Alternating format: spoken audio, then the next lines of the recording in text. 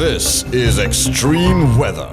இந்த நாட்களில் மழையுடனான வானிலை தொடர்ந்து நிலவி வருவதை காணக்கூடியதாக இருக்கிறது. இதில் மிக முக்கியமாக நாட்டில் இருந்து வடகிழக்கு திசையில் நிலை கொண்டிருந்த இந்த குறைந்த காற்றழுத்த தாழ்வு மண்டலம் தொடர்ச்சியாக அடுத்து வரக்கூடிய 24 மணித்தியாலங்களிலே படிப்படியாக நகர்ந்து இந்தியா நோக்கி செல்லும் என்று எதிர்பார்க்கப்படுகிறது. என்ன இருந்த போதிலும் இதன் தாக்கம் காரணமாக நாட்டை சூழ உள்ள கடற்பிராந்தியங்களிலே மழையுடனான வானிலை அதிகரிக்கக்கூடிய சாத்தியம் இருப்பதாக எதிர்வு கூறப்பட்டிருக்கிறது.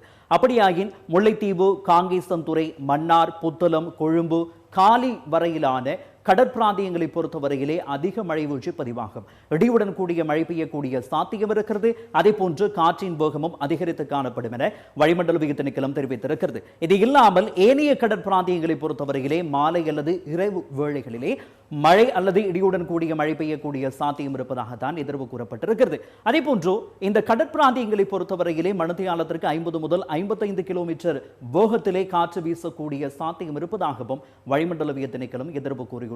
இவ்வாறான சூழ்நிலையிலே தொடர்ந்து வரக்கூடிய நாட்களுக்கு மழையுடனான வானிலை அதிகரிக்கும் எனவும் தெரிவிக்கப்பட்டிருக்கிறது. இதன் காரணமாக கடற்றொழிலாளர்கள் மற்றும் மீனவர்கள் இந்த கடற்பிராந்தியங்களுக்கு செல்வது தொடர்பிலே அவதானமாக செயல்பட வேண்டும். வளிமண்டலவியல் திணைக்களம் அதே போன்று அனர்த்த முகாமைத்துவ நிலையம் வெளியிடக்கூடிய அறிவிப்புகள் தொடர்பிலே கூடிய கவனம் செலுத்துமாறும் அறிவுறுத்தல் விடுக்கப்பட்டிருக்கிறது. நாட்டிலே தொடர்ந்து வரக்கூடிய மழையுடனான வானிலை காரணமாக பல பகுதிகளிலே இப்போதைய நிலைமை எவ்வாறு இருக்கிறது, மண் சரிவு எச்சரிக்கை நீடிக்கப்பட்டிருக்கிறது. விரிவான தகவல்களை பார்ப்போம்.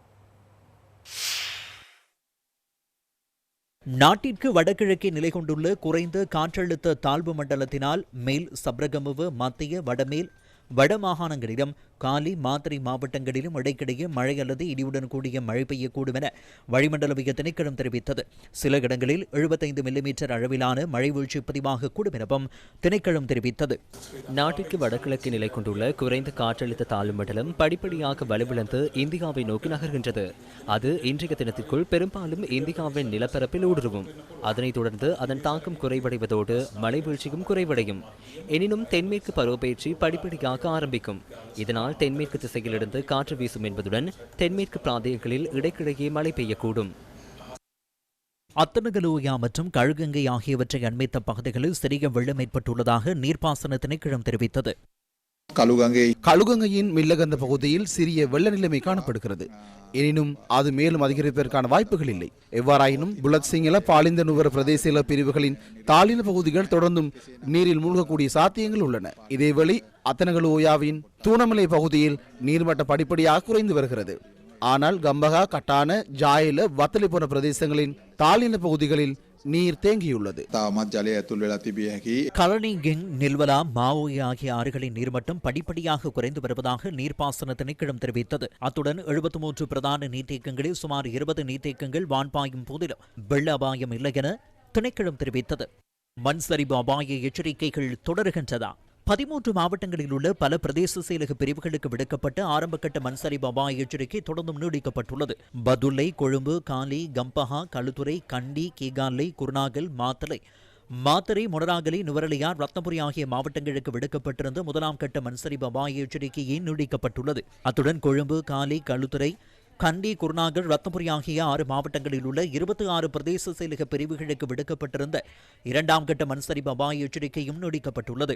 எச்சரிக்கை விடுக்கப்பட்டுள்ள பகுதிகளில் வாழும் மக்களும் இப்பகுதிகளின் ஊடாக பயணிக்கும் பொதுமக்களும் மண்சரிவு தொடர்பான அறிகுறிகளை அவதானித்தால் உடனடியாக அங்கிருந்து வெளியேறுமாறும் தேசிய கட்டிடாராட்சி நிறுவனம் மற்றும் அனர்த்த முகாமைத்துவ நிலையம் ஆகியன வெளியிடும் அறிவித்தல்கள் தொடர்பில் அவதானமாக செயற்படுமாறும் கேட்டுக்கொள்கின்றோம். பாதிக்கப்பட்டோரின் எண்ணிக்கை கணிசமாக உயர்வு. நாட்டின் நிலவிய மழையுடனான வானிலையினால் 12 மாவட்டங்களைச் சேர்ந்த 1338 குடும்பங்களைச் சேர்ந்த 4354 பேர் பாதிக்கப்பட்டுள்ளதாக அனர்த்த முகாமைத்துவ நிலையம் தெரிவிக்கின்றது. 82 குடும்பங்களைச் சேர்ந்த 250 பேர் தற்காலிக பாதுகாப்பு முகாம்களில் தங்க வைக்கப்பட்டுள்ளதாகவும் தெரிவிக்கப்பட்டுள்ளது. 149 வீடுகள் பகுதியளவில் சேதமடைந்துள்ளதுடன் ஒரு வீடு முழுமையாக சேதமடைந்துள்ளது. இந்த நிலையில் அனர்த்தங்களின் போது தேவையான உதவிகளை பெற்றுக்கொள்ள 117 என்ற அவசர அழைப்பு இலக்கம் 24 மணித்தியாலங்களும் செயற்படுத்தப்படுவதாகவும் அனர்த்த முகாமைத்துவ நிலையம் தெரிவித்தது.